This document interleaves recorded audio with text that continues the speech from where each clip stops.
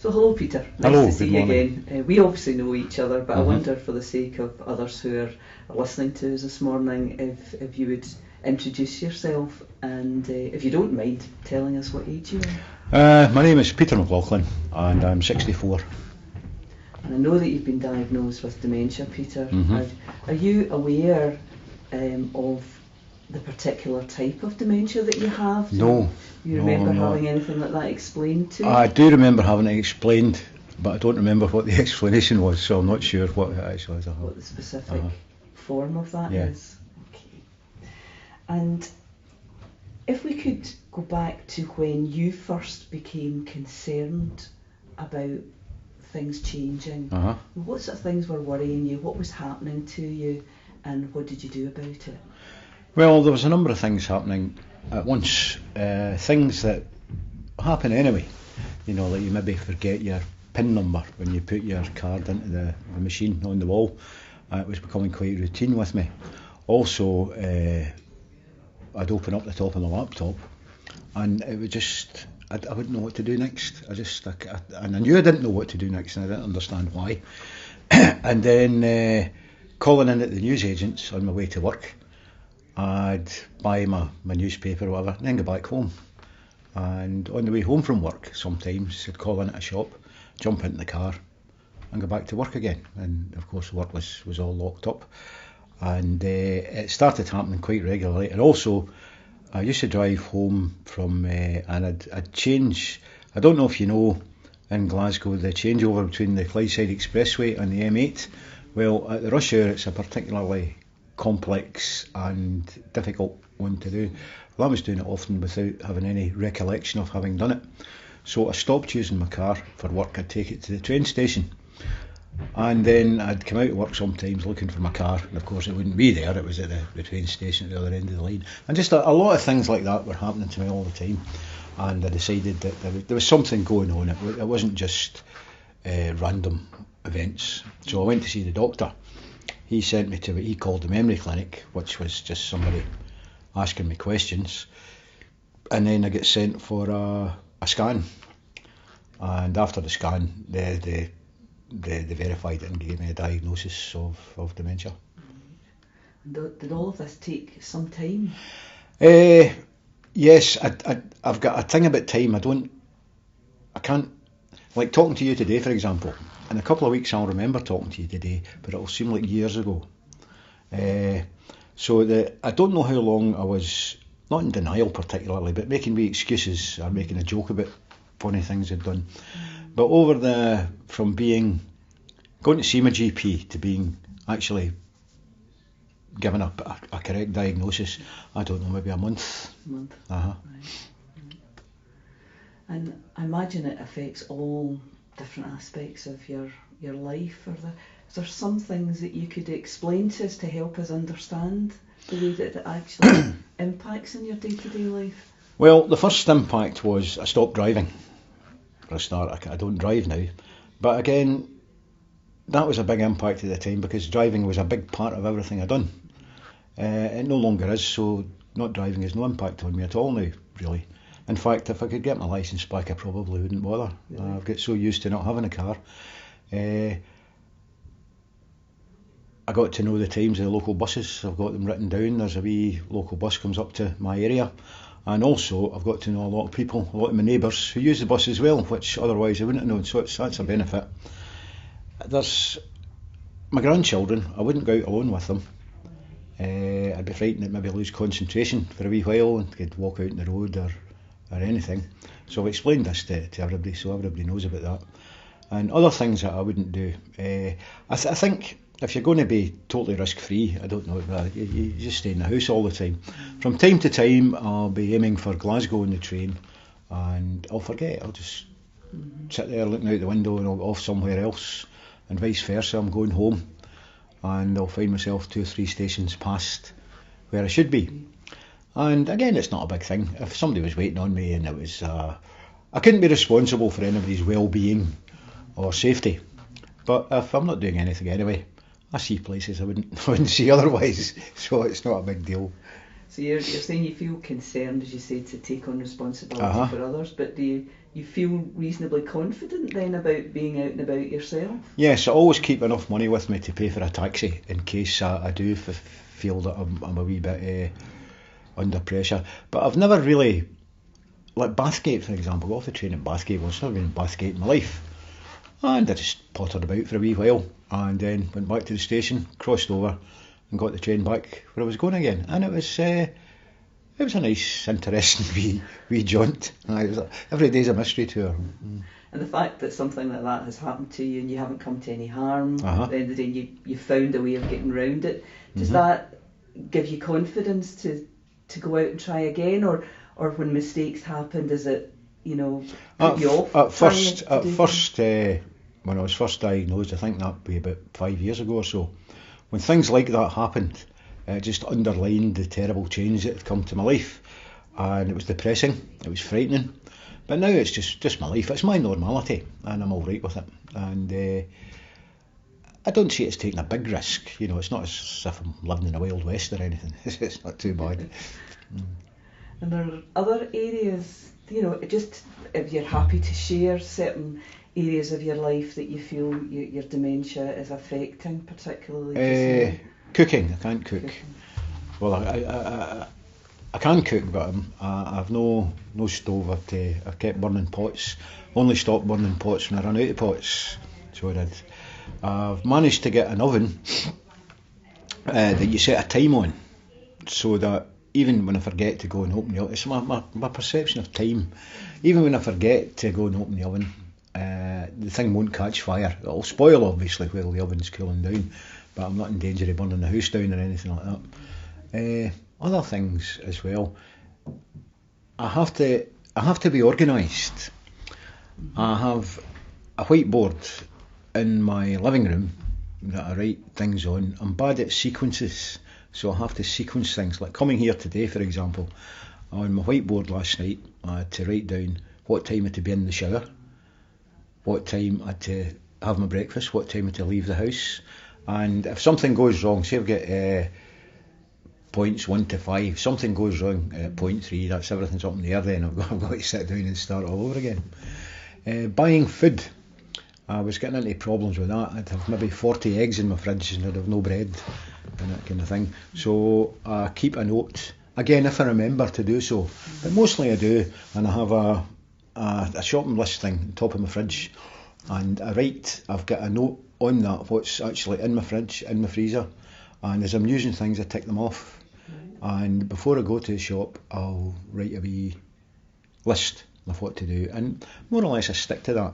Sometimes if I've been out and about and I decide, I remembered I needed to go to the shops for something, maybe it's milk, so I'll go to the shop and God knows what I'll come home with, so I've got to be careful.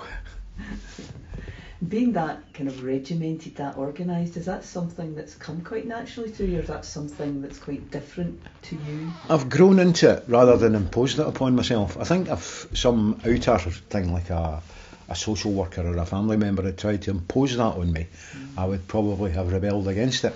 But as it's became a gradual thing with me, it's now become, it's my normality now, and I find comfort in it actually, knowing that I know what I'm doing, more or less. It's your kind of coping strategy. I couldn't find my glasses this morning, I think I mentioned this to you. And what goes on in my house is normal, it's my normality. Now if you can't, I see you wear glasses yourself, if you can't find your glasses, you look on a worktop, you look in the various surfaces in the house. I also look in my freezer, my fridge, my oven, and sometimes I find them there. And that's because I'm up to put them, that's just normal for me, it doesn't cause me any. And if I find my glasses in the fridge, as I say, it's perfectly normal. But if somebody else is in the house at the time, say, why did you put your glasses in the fridge? I don't know, it doesn't matter, they're there and I found them, that's it. That seems an important thing, you're saying it doesn't matter. It doesn't, I mean, what are you going to do, sit and cry about it? I usually find top of my head's first place to look. I've done that as well, yeah. But you obviously, as you say, you're not upset by these things anymore, at least it doesn't sound like you are. No, I'm not, no. Is that in your nature though, or has that come over time? I think partly. When from time to time I sit and look back on things, and prior to being diagnosed and prior to things starting to become, before it became obvious that there was something going on in my brain. There must have been other things happening. I was depressed for a long time. My life just wasn't going the way it's supposed to go, and that's past now. It's over, and now I'm at another part of my life, and I'm quite at ease with it. You obviously belong to the Scottish Dementia Working Group. Can you tell me how you got involved with a group like this in the first place? Aye, well, I'd never heard of them. Why would I have?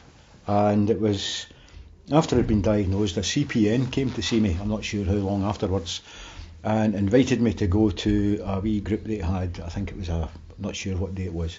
He'd come up and get me and take me there. So I went, and there was a member of staff from the Scottish Dementia Working Group who invited me to come. She said she'd send me an email, which she did do, and I came to one of their meetings, and I was absolutely delighted because I was the only person I knew who had a diagnosis of dementia. I say the only person I knew. There might be a lot more that don't mention it. And I was sitting beside people and having perfectly sensible, intelligent conversations with them, and finding out they'd been diagnosed with dementia for 5, 10, 12, 15 years. And I thought, well, I might not live that long anyway, so if I can maintain some sort of reasonable life, that's fine. A lot of people have dreadful lives who don't have dementia. People who have had lousy childhoods, people who are carrying big burdens of guilt. And so I've got off lightly, really, I suppose. What do you think you get from the group? Social interaction, I suppose. As I've been coming to it now for several years, many of the people have become personal friends, and I look forward to seeing them. And I've got to know their wives' names, their grandchildren's names, etc. And that's my circle of friends now. That's my social life as well, because I don't go to pubs anymore. I get mixed up enough without drinking. And do you feel, obviously it sounds like you gain a lot from it. Do you feel that you've something to give to the group as well? Yes, I do. I feel that, the same as everybody else, we come from various different backgrounds. And my own experience of coming here at first and how I felt, how depressed I was. And I feel that I can understand people coming for the first time and know how depressed they are, and I'm able to demonstrate, not just say, that it's not the end of the world. There's still a life to be lived. Do you think much about the future, Peter? No, I don't. There's a saying, isn't sufficient unto the day are the troubles thereof, and everybody knows that. That's obvious, but actually feeling it and living like that's a different thing. I don't know if it's because of the illness, but I seem unable to dwell on things. Something that comes up, maybe I'll think, God, what's going to happen next year, 2 years, 5 years? And then it goes away and I start thinking about something else. So no, the future doesn't bother me.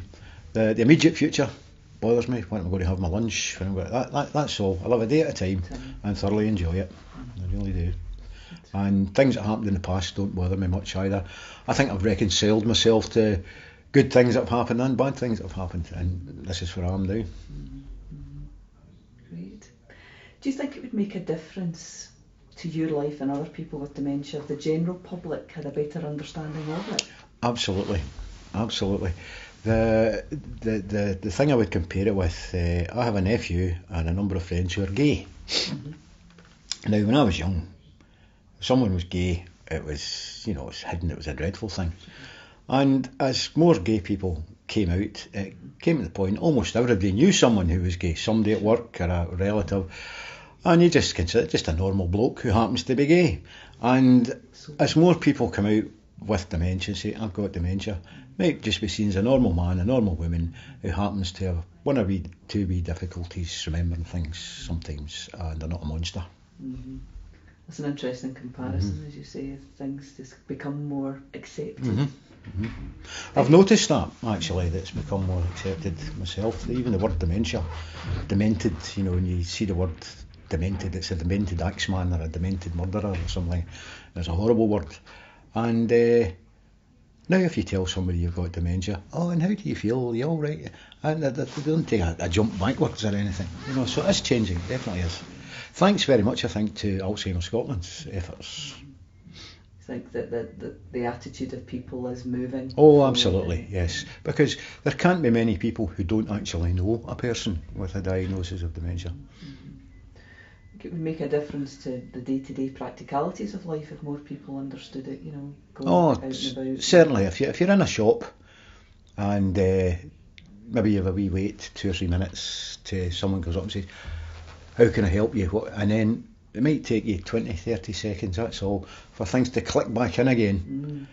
And it kind of annoys people. And if they realise you're not doing it deliberately, that's just what's happening to you. I mean, they would make allowances for somebody coming in with a plaster on their leg and on crutches. They wouldn't tell them to hurry up. They wouldn't dream of it. So if they're aware that the person there maybe has a wee problem getting their things together, just give them a minute, be patient. It's not even a minute, half a minute often is all it takes. Has your own experience been that on the whole people are understanding? Yes. When you know? Aye, very much so.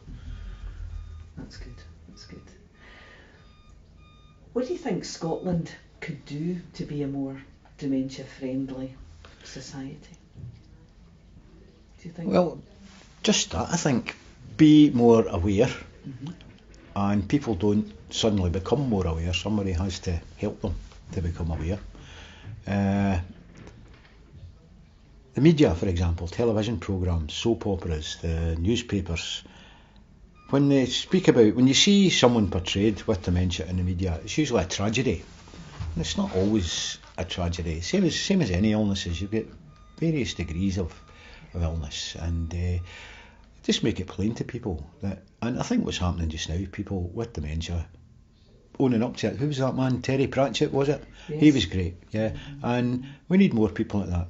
You see national celebrities disappearing from the scene, you know, and that might be why in a lot of cases. Do you think high profile characters like that can be honest about it? It's helpful.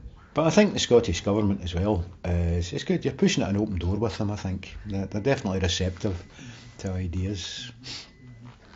On the right track. Yeah, well, certainly, yeah. Great. That's been really insightful. Thank you very much, Peter. It's my pleasure. Story. Is there anything else you'd like to? No, nothing really. Just that a diagnosis of any illness isn't the end of the world. As I think I said earlier, I'm 64. Many of the people I went to school with are dead from all different illnesses, and a lot of my neighbours live miserable lives because of barriers they've constructed for themselves. And it's just, everybody's life's just what it is. It's what you make of it. It's the only life you've got. It's the only one you can live. Just do it. Go on with it. Peter, thank you very much indeed. Thank you. Thank you.